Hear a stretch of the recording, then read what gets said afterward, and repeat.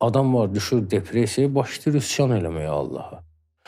Deyir ki, Allah niyə belə elədi? Bir dəqiqə deyəm, qaydaq əvvələ, sən niyə belə elədin, gəldin, çıxdın bu vəziyyətə?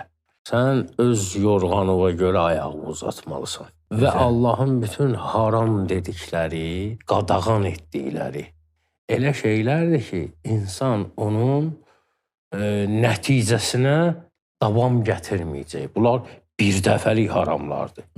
Necə ki, Əli əleyhissalam deyir ki, mən yetimin malını od görürəm ki, Nisa surəsindəki deyir 10-cu ayədə ki, kim yetimin malını yeyir, hələ bil od yeyir.